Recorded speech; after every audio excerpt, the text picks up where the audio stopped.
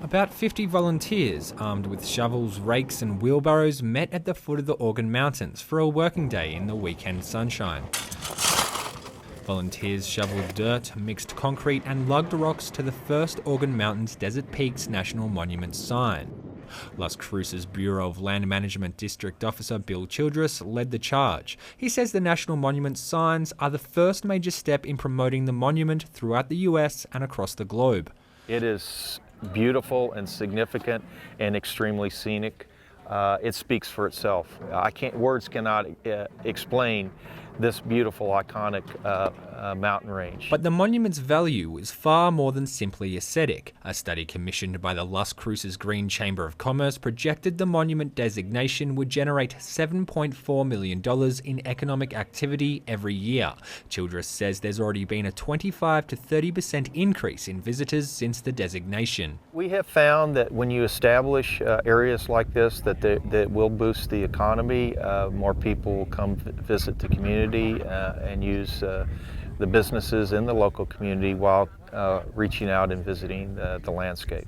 Las Cruces Green Chamber President Carrie Hamlin says visitors generate revenue at hotels, local restaurants and stores. In a community that is a little bit overpowered by chain stores, we want our local businesses to thrive. And with the designation of a national monument, that will help that. Hamlin says local businesses are embracing the monument through marketing. Hamlin says there's already an Organ Mountains cocktail and even a coffee blend. A Centre for Western Priorities report says senior citizens are 3 times more likely to move into Western counties, with a higher percentage of protected public lands like national parks, monuments and other conservation areas.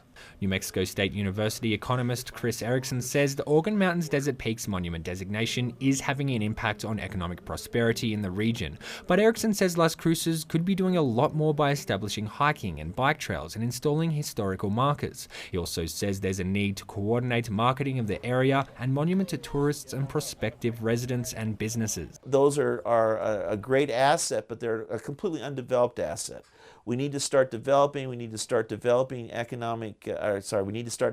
amenities that'll make this a really pleasant place, that'll attract people. The BLM's Childress says marketing isn't easy in a monument that's nearly 500,000 acres. The monument has everything from dinosaur fossils to ancient structures and scores of recreational opportunities. So there's all these kind of resources, they're diamond in the roughs, and we're hoping to be able to interpret those resources in the future for the public.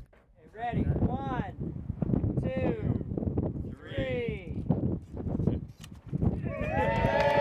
Childress says as the monument's 1-year anniversary approaches, more of those assets and features will be promoted and opened up to the public. For KRWG, I'm Simon Thompson.